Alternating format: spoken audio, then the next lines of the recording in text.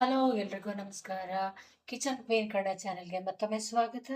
ಇವತ್ತು ನಾನು ಸಿಂಪಲ್ ಆಗಿರುವಂಥ ಒಂದು ಪೀನಟ್ ಬಟರ್ ಅಂದರೆ ಕಡಲೆಕಾಯಿನ ಯೂಸ್ ಮಾಡಿ ಅದರಿಂದ ಬಟರ್ ಹೇಗೆ ಮಾಡೋದು. ನಾವು ಯೂಶಲಿ ಈ ಮಾಮೂಲಿ ಬಟರ್ ಎಲ್ಲ ತಿಂತಾ ಇರ್ತೀವಲ್ಲ, ಇದು ಅದೇ ರೀತಿಯಾಗಿ ಪೀನಟ್ ಬಟರ್ ಇದು.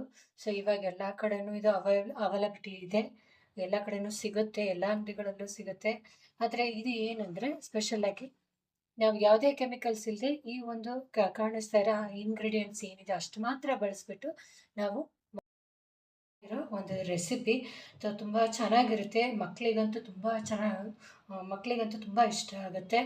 ಸೊ ಅವರಿಗೆ ಬಾಕ್ಸ್ಗಳಿಗೆ ನಾವು ಶಾರ್ಟ್ ಬ್ರೇಕ್ ಅಂತ ಆಗಲಿ ಲಂಚ್ ಬಾಕ್ಸಿಗಂತ ಆಗಲಿ ಹಾಕ್ಕೊಡ್ತೀವಲ್ವ, ಅದೇ ರೀತಿಯಾಗಿ ಚಪಾತಿಗೆ ನಾವು ಸ್ಪ್ರೆಡ್ ಮಾಡಿ ಕೊಡ್ಬೋದು. ಆಮೇಲೆ ಬ್ರೆಡ್ಡನ್ನು ರೋಸ್ಟ್ ಮಾಡಿಬಿಟ್ಟು ಅದಕ್ಕೂ ಇದನ್ನು ಸ್ಪ್ರೆಡ್ ಮಾಡಿ ರೋಲ್ ಮಾಡಿ ಕೊಡ್ಬೋದು.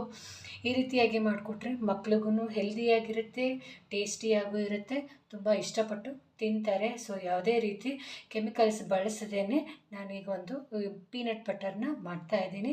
ಅದಕ್ಕೆ ಇದರಲ್ಲಿ 2 ಥರ ಮಾಡ್ತಾಯಿದ್ದೀನಿ. ಒಂದು ಪ್ಲೇನ್ ಪೀನಟ್ ಬಟರ್ ಮತ್ತು ಇನ್ನೊಂದು ಕೋಕೋ ಪೀನಟ್ ಬಟರ್ ಅಂತ ಹೇಳಿ 2 ರೀತಿಯಾಗಿ ನಾನು ಮಾಡ್ತಾಯಿದ್ದೀನಿ. ಸೊ ಅದು ಹೇಗೆ ಮಾಡೋದಂತ ನೋಡೋಣ. ಅದಕ್ಕೂ ಮುಂಚೆ ನಾವು ಇಲ್ಲಿ ಸಾಮಾನುಗಳು ಏನೇನು ಬೇಕಾಗಿದೆ ಅಂತ ನೋಡೋಣ. ಮೊದಲಿಗೆ ಬೇಕಾಗಿರೋದು ಪೀನಟ್. ಇದಕ್ಕೆ ಬೇಕಾಗಿರೋದು ಗ್ರೌಂಡ್ನಟ್ ಅಥವಾ ಕಡಲೆ ಬೀಜ ಅಂತೀವಲ್ವ ಅದು. ಆಮೇಲೆ ಇಲ್ಲಿ ಹನಿ ತೊಗೊಂಡಿದ್ದೀನಿ ನಾನು, ಶುಗರು ಬೆಲ್ಲ ಯಾವುದೇ ರೀತಿ ಯೂಸ್ ಮಾಡಿಲ್ಲ, ಹನಿ ತೊಗೊಂಡಿದ್ದೀನಿ. ಇದು ಕೋಕೋ ಪೌಡರ್ ತೊಗೊಂಡಿದ್ದೀನಿ, ಅದು ಒಂದು 2 ಸ್ಪೂನ್ ತೊಗೋಬೇಕು. ಆಮೇಲೆ ಇದು ಪಿಂಚ್ ಆಫ್ ಹಿಮಾಲಯನ್ ಸಾಲ್ಟ್, ಸೈಂಧವ ಲವಣ ಅಂತಾರಲ್ವ, ಸೊ ಅದು ತೊಗೊಂಡಿದ್ದೀನಿ. ಆಮೇಲೆ ಇದು ಕೊಕೊನಟ್ ಆಯಿಲ್. ಇದಕ್ಕೆ ಕೊಕೊನಟ್ ಆಯಿಲ್ ಆಗಲಿ ಇಲ್ಲ ಗ್ರೌಂಡ್ನಟ್ ಆಯಿಲ್ ಆಗಲಿ 2 ಮಾತ್ರ ಬಳಸಬೇಕು. ಬೇರೆ ಆಯಿಲೆಲ್ಲ ಹಾಕಿದ್ರೆ ಟೇಸ್ಟ್ ಅಷ್ಟು ಚೆನ್ನಾಗಿರಲ್ಲ, ತುಂಬ ಡಿಫರ್ ಆಗುತ್ತೆ. ಸೊ ಇಷ್ಟು ಮಾತ್ರ ನಮಗೆ 5 ಇಂಗ್ರೀಡಿಯೆಂಟ್ಸ್ ಬೇಕು. ಇಷ್ಟನ್ನೇ ಬಳಸ್ಕೊಂಡು ನಾನು ರುಚಿಯಾಗಿ ಪೀನಟ್ ಬಟರ್ನ ಹೇಗೆ ಮಾಡೋದು ಅಂತ ತೋರಿಸ್ತಾ ಇದ್ದೀನಿ. ಅದಕ್ಕೂ ಮುಂಚೆ ಈ ವಿಡಿಯೋ ಇಷ್ಟ ಆದರೆ ಎಲ್ರಿಗೂ ಒಂದು ಲೈಕ್ ಮಾಡಿ, ಶೇರ್ ಮಾಡಿ, ಸಬ್ಸ್ಕ್ರೈಬ್ ಮಾಡೋದನ್ನು ದಯವಿಟ್ಟು ಮರಿಬೇಡಿ. ಮತ್ತು ಹೇಗಿತ್ತು ಅಂತ ಒಂದು ಸಾರಿ ಇದನ್ನು ಮನೆಯಲ್ಲಿ ಟ್ರೈ ಮಾಡಿ ಕಾಮೆಂಟ್ ಮಾಡಿ ಹೇಗಿತ್ತು ಅಂತ ಹೇಳಿ. ಈಗ ಬನ್ನಿ ನಾವು ಮಾಡೋ ವಿಧಾನನ ನೋಡೋಣ. ಈಗ ಮೊದಲಿಗೆ ಗ್ರೌಂಡ್ನಟ್ ಏನಿದೆ ಇದನ್ನು ನಾನು ಒಂದು ಬೌಲ್ ತೊಗೊಂಡಿದ್ದೀನಿ, ದೊಡ್ಡ ಬೌಲಲ್ಲಿ ಒಂದು ಬೌಲ್ ತೊಗೊಂಡಿದ್ದೀನಿ. ಇದನ್ನು ನಾನು ಹಾಕಿಬಿಟ್ಟು ಫ್ರೈ ಮಾಡ್ತೀನಿ. ಚೆನ್ನಾಗಿ ರೋಸ್ಟ್ ಆಗಬೇಕು. ಅದು ಹಸಿಯಾಗಿದ್ದರೆ ತಿನ್ನೋದಕ್ಕೆ ಹಸಿ ಸ್ಮೆಲ್ ಬರುತ್ತೆ. ಸೊ ಹಾಗಾಗಿ ಅದನ್ನು ನಾನು ನೋಡಿ ಈ ರೀತಿಯಾಗಿ ನಾನು ಚೆನ್ನಾಗಿ ಹುರ್ಕೊಂಡ್ಬಂದಿದ್ದೀನಿ. ಇದರಲ್ಲಿ ನಾನು ಸಿಪ್ಪೆ ಮಾತ್ರ ಯಾವುದೇ ಕಾರಣಕ್ಕೂ ತೆಗಿಯಲ್ಲ. ಸೊ ಅದರಲ್ಲೇ ಎಲ್ಲ ಪ್ರೋಟೀನ್ಸ್ ವಿಟಮಿನ್ಸ್ ಇರೋದು ಅಂಥೇಳಿ ಅದಕ್ಕೋಸ್ಕರ ಅದನ್ನು ತೆಗಿಯಲ್ಲ, ನಾನು ಹೀಗೆ ಹಾಕ್ತೀನಿ. ಈಗ ಇದನ್ನು ಮಾಡೋ ವಿಧಾನ ನೋಡೋಣ. ಈ ಒಂದು ಪೀನಟ್ ಕರಿಯಿಂದ ನಾವು ಪೀನಟ್ಟಿಂದ ಕರಿ ಮಾಡ್ಬೋದು ಮತ್ತು ಡೆಸರ್ಟ್ಸ್ ಮಾಡ್ಬೋದು. ಸೊ ಅದಕ್ಕೆ ನಾನು ಮುಂದಿನ ವಿಡಿಯೋಗಳಲ್ಲಿ ತೋರಿಸ್ತಾ ಹೋಗ್ತೀನಿ ಒಂದೊಂದೇ. ಈಗ ಬಿಸಿದು ಯಾವುದೇ ಕಾರಣಕ್ಕೂ ಹಾಕಬಾರ್ದು. ಬಿಸಿದು ಹಾಕಿದ್ರೆ ಸೊ ಅದು ಚೆನ್ನಾಗಿ ಗ್ರೈಂಡ್ ಆಗಲ್ಲ, ಮತ್ತು ಹಿಡ್ಕೊಳ್ಳೋದಕ್ಕೂ ತುಂಬ ಬಿಸಿ ಅನಿಸುತ್ತೆ. ಈಗ ಫಸ್ಟಿಗೆ ನಾನು ಇದನ್ನು ಮಾತ್ರ ಗ್ರೈಂಡ್ ಮಾಡ್ತೀನಿ ಅಷ್ಟೇ. ಒಂದ್ಸರಿ ತೋರಿಸ್ತೀನಿ ನಿಮಗೆ ಮಾಡಿಕೊಂಡು ನೋಡಿ. ಈ ಸರಿ ಒಂದ್ಸರಿ ನಾವು ಬರೀ ಕಡಲೆ ಬೀಜ ಹಾಕಿ ಗ್ರೈಂಡ್ ಮಾಡಿದ್ದಕ್ಕೆ ಇಷ್ಟು ಚೆನ್ನಾಗಿ ಮೆತ್ತಗೆ ಪೇಸ್ಟ್ ಥರ ಆಗಿದೆ ಆಲ್ರೆಡಿ. ಸೊ ಇದಕ್ಕೆ ಇವಾಗ ನಾವು ಮೊದಲೇ ಹೇಳ್ದಂಗೆ ಸ್ವಲ್ಪ ಒಂದು ಚಿಟಿಕೆ ಸೈಂಧವ ಲವಣ, ಅದು ಸೈಂಧವ ಉಪ್ಪು, ಪಿಂಕ್ ಸಾಲ್ಟ್ ಅಂತಾರಲ್ವ ಅದು. ಆಮೇಲೆ ಇದು ನಾನು ಸ್ವೀಟಾಗಿ ಅಲ್ಲ, ಇದು ಹಾಗೆ ಬರೀ ಪ್ಲೇನ್ ಮಾಡ್ತಾ ಇದ್ದೀನಿ.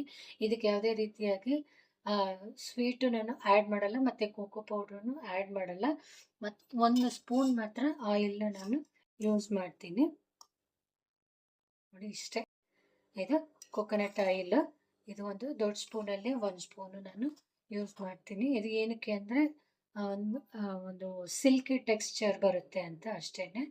ಸೊ ಈಗ ನಾನು ಇನ್ನೊಂದ್ಸರಿ ನೋಡಿ, ಇದು ಎಷ್ಟು ಚೆನ್ನಾಗಿ ಬಟರ್ ಒಂದು ಕನ್ಸಿಸ್ಟೆನ್ಸಿಗೆ ಬಂದುಬಿಟ್ಟಿದೆ ಇದು. ಸೊ ನಾವು ಬಿಸಿ ಇದು ಹಾಕಿದ್ರೆ ಈ ಥರ ಕನ್ಸಿಸ್ಟೆನ್ಸಿ ಬರಲ್ಲ, ಅದು ತುಂಬ ಟೈಮ್ ತೊಗೊಳುತ್ತೆ ಆಗೋದಕ್ಕೆ. ಅದಕ್ಕೆ ಇದನ್ನು ನಾವು ಚೆನ್ನಾಗಿ ತಣ್ಣಗಾದ ಮೇಲೇ ಮಿಕ್ಸಿಗೆ ಹಾಕಿದರೆ ಮಾತ್ರ ಈ ರೀತಿಯಾಗಿ ಬೇಗನೆ ಆಗುತ್ತೆ.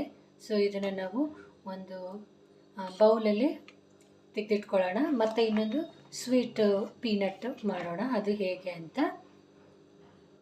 ಸೊ ನೋಡಿ, ಈಗ ಮತ್ತೆ ಇನ್ನೊಂದು ಸ್ವಲ್ಪ ಉಳಿದಿತ್ತಲ್ವ ಕಡಲೆ ಬೀಜ, ಅದನ್ನು ನಾನು ಮತ್ತೆ ಮಿಕ್ಸಿಗೆ ಹಾಕೋತೀನಿ. ಒಂದು ಸರಿ ಇದನ್ನು ಹಾಗೆ ಪ್ಲೇನಾಗಿ. ಸೊ ನೋಡಿ, ಇದನ್ನು ಈ ರೀತಿ ಚೆನ್ನಾಗಿ ಗ್ರೈಂಡ್ ಆಗಿದೆ. ಈಗ ಇದಕ್ಕೆ ನಾವು ಮತ್ತೆ ಅದೇ ಸ್ವಲ್ಪ ಚಿಟಿಕೆ ಉಪ್ಪು, ಆಮೇಲೆ ಇದಕ್ಕೆ ಸ್ವೀಟ್ನೆಸ್, ನಿಮಗೆ ಜಾಸ್ತಿ ಸ್ವೀಟ್ ಬೇಕಂದರೆ ಜಾಸ್ತಿ ಹಾಕೋಬೋದು, ಇಲ್ಲ ಮೈಲ್ಡ್ ಆಗಿದ್ದರೆ ಸಾಕು ಅಂದರೆ ಒಂದು 2 ಸ್ಪೂನ್ ಆದರೆ ಬೇಕಾದಷ್ಟು ಆಗುತ್ತೆ.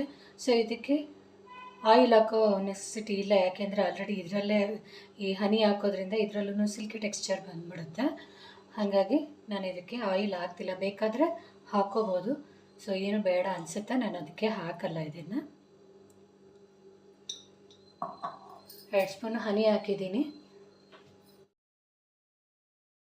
2 ಸ್ಪೂನ್ ಇದು ಕೋಕೋ ಪೌಡರ್ ಹಾಕಿದ್ದೀನಿ. ಸೊ ಈ ಕೋಕೋ ಪೌಡರ್ ಹಾಕೋದ್ರಿಂದ ಚಾಕ್ಲೇಟ್ ಫ್ಲೇವರ್ ಬರುತ್ತೆ. ಸೊ ಮಕ್ಕಳಿಗೆ ಚಾಕ್ಲೇಟ್ಸ್ ಅಂದರೆ ತುಂಬ ಇಷ್ಟ ಅಲ್ವಾ, ಸೊ ಹಾಗಾಗಿ ಇದು ಚಾಕ್ಲೇಟ್ ಫ್ಲೇವರ್ ಬರೋದಕ್ಕೆ ಅಂತಲೇ ನಾನು ಈ ಥರ ಹಾಕಿ ಮಾಡ್ತಾ ಇದ್ದೀನಿ. ತುಂಬ ಇಷ್ಟ ಆಗುತ್ತೆ ಮಕ್ಕಳಿಗೆ ಇದು. ನೋಡಿ ಇವಾಗ ಇದನ್ನು ಎಷ್ಟು ಚೆನ್ನಾಗಿ ಬಟರ್ ಥರ ಇದು ಟೆಕ್ಸ್ಚರ್ ನಮಗೆ ರೆಡಿ ಆಗಿದೆ. ಇದು ಕೋಕೋ ಪೌಡರ್ ಹಾಕಿರೋದು.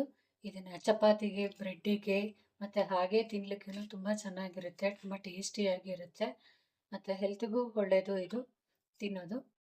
ಸೊ ಇದಕ್ಕೆ ನಾನು ಮತ್ತೆ 1-2 ಸ್ಪೂನು ಕೊಬ್ಬರಿ ಎಣ್ಣೆ ಹಾಕಿದ್ದೀನಿ, ಯಾಕೆಂದರೆ ಆ ಕೋಕೋ ಪೌಡರ್ ಹಾಕಿರೋದ್ರಿಂದ ಸ್ವಲ್ಪ ಗಟ್ಟಿ ಅನ್ನಿಸ್ತು, ಅದಕ್ಕೋಸ್ಕರ ನಾನು ಮತ್ತೆ ಕೋಕೋನಟ್ ಆಯಿಲ್ ಹಾಕಿದ್ದೀನಿ. ನೋಡಿ, ಇದನ್ನು ನಾವೀಗ ಒಂದು ಬೌಲಲ್ಲಿ ಸರ್ವ್ ಮಾಡ್ಕೊಳ್ಳೋಣ. ಸೊ ನೋಡಿ, ಈಗ 2 ರೀತಿಯಾದ ಒಂದು ಪೀನಟ್ ಬಟರ್ ರೆಡಿಯಾಗಿದೆ. ಇದು ಪ್ಲೇನು, ಇದಕ್ಕೆ ನಾನು ಪಿಂಕ್ ಸಾಲ್ಟ್ ಒಂದು ಪಿಂಚ್ ಬಿಟ್ಬಿಟ್ರೆ ಬೇರೆ ಏನೂ ಹಾಕಿಲ್ಲ, ಬರೀ ಗ್ರೌಂಡ್ ನಟ್ ಅಷ್ಟೇ. ಇದನ್ನು ಕರಿಗೆ ಯೂಸ್ ಮಾಡ್ಬೋದು ಮತ್ತು ಡೆಸರ್ಟ್ಸ್ ಎಲ್ಲ ಮಾಡೋದಕ್ಕೆ ಇದನ್ನು ಯೂಸ್ ಮಾಡ್ಬೋದು. ಸೊ ಇದನ್ನು ನಾವು ಹಾಗೆ ತಿನ್ನಲಿಕ್ಕೆ ಒಂದೊಂದು ಸ್ಪೂನ್ ಅಂತ ಮಕ್ಕಳಿಗೆ ನಾವು ಯಾವಾಗಾದರೂ ಅವ್ರು ಕೇಳಿದಾಗ, ಸ್ವೀಟು ಅಂತ ಕೇಳಿದಾಗ ಈ ರೀತಿ ಕೊಟ್ಟರೆ ಸೊ ತುಂಬ ಟೇಸ್ಟಿಯಾಗಿರುತ್ತೆ. ಮೈಲ್ಡ್ ಸ್ವೀಟ್ನೆಸ್ ಮತ್ತು ಚಾಕ್ಲೇಟ್ ಫ್ಲೇವರ್ ಬರುತ್ತೆ, ಅದು ತುಂಬ ಚೆನ್ನಾಗಿರುತ್ತೆ. ಈ ರೀತಿಯಾಗಿ ನಾವು ಎರಡನ್ನೂ ಒಂದರಲ್ಲಿ ಹಾಕ್ಕೊಂಡು ಏರ್ ಕಂಟೈನರ್ ಬಾಕ್ಸಲ್ಲಿ ಹಾಕ್ಕೊಂಡ್ಬಿಟ್ಟು ಇದನ್ನು ನಾವು ಫ್ರಿಜ್ಜಲ್ಲಿ ಸ್ಟೋರ್ ಮಾಡಿರ್ಬೋದು. ಆದರೆ ಅವಾಗಿಂದವಾಗಲೇ ಇನ್ಸ್ಟೆಂಟಾಗಿ ಫ್ರೆಶ್ ಆಗಿ ಮಾಡಿಕೊಂಡ್ರೆ ಸೊ ಟೇಸ್ಟು